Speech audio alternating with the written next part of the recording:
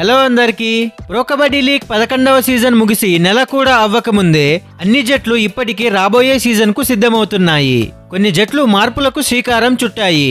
ముఖ్యంగా coaching staff లో పెద్ద మార్పులు చోటు చేసుకుంటున్నాయి. కొన్ని ఫ్రాంచైజీలు తమ పాత కోచ్లను తొలగించి కొత్త కోచ్లను నియమిస్తున్నాయి. కొత్త కోచ్లను ముందుగానే నియమించడం వల్ల వారు సంవత్సరమంతా ఆటగాళ్ల ప్రోగ్రెస్ పై దృష్టి పెట్టి మంచి టాలెంట్ ను అభివృద్ధి చేయగలుగుతారు అన్న నమ్మకం. ఈ నేపథ్యంలో ప్రో కబడ్డీ లీగ్ 12వ సీజన్ కోసం తమ కొత్త కోచ్లను ప్రకటించిన 3 జట్ల వివరాలు ఇప్పుడు తెలుసుకుందాం. సో ఫ్రెండ్స్, వీడియో చాలా ఇంట్రెస్టింగ్ గా ఉండబోతుంది. ఎక్కడా కూడా స్కిప్ చేయకుండా లాస్ట్ వరకు చూడండి. అలాగే చాలా మంది వీడియోస్ చూస్తున్నారు కానీ సబ్స్క్రైబ్ మాత్రం చేయట్లేదు. మీరు చేసే ఈ చిన్న సపోర్ట్ మాకు చాలా మోటివేషన్ గా నెక్స్ట్ వీడియోస్ చేయడానికి ఉంటుంది. సో ప్లీజ్ ఛానల్ ని సబ్స్క్రైబ్ చేసి సపోర్ట్ చేయండి.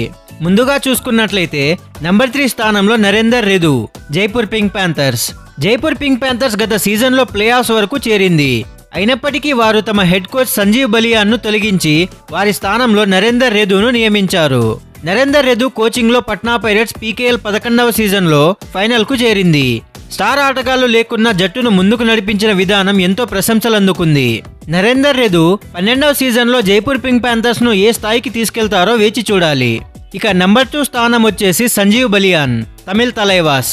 జైపూర్ పింక్ ప్యాంథర్స్ నుంచి విడుదలైన తర్వాత సంజీవ్ బలియాన్ తమిళ్ తలైవాస్ జట్టును చేపట్టారు. గత సీజన్లో తలైవాస్ ప్రదర్శన అంతగా మెరుగు కాలేదు. జట్టు ప్లే ఆఫ్స్ కు చేరలేకపోయింది. ఈ కారణంగా ఫ్రాంచైజీ తమ కోచ్లుగా ఉన్న ఉదయ్ కుమార్ మరియు ధర్మరాజులను తప్పించి సంజీవ్ బలియాన్ ను కోచ్ గా తీసుకున్నారు.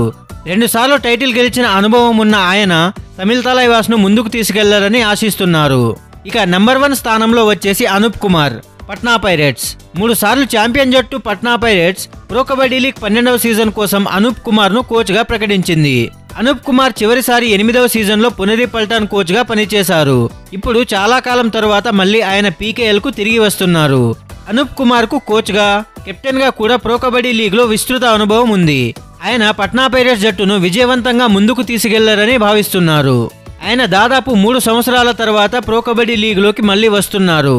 ఆయన పట్నా పైరేట్స్ జట్టును ఏ విధంగా ముందుకు తీసుకెళ్తారో వేచి చూడాలి.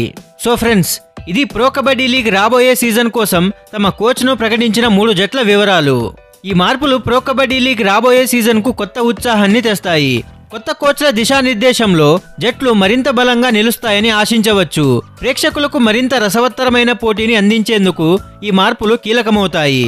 కాబట్టి రాబోయే సీజన్లో ఈ కొత్త కోచ్ల నాయకత్వంలో జట్లు ఎలా రాణిస్తాయో చూడడానికి సిద్ధంగా ఉండండి. సో ఫ్రెండ్స్, మీకు ఈ వీడియో ఎలా అనిపించిందో కింద కమెంట్ సెక్షన్ లో చెప్పండి. మీకు కనుక ఈ వీడియో నచ్చినట్లయితే లైక్ చేసి కబడ్డీ ఫ్యాన్స్ కి, ప్రో కబడ్డీ లీగ్ ఫ్యాన్స్ కి ఈ వీడియోని షేర్ చేయండి.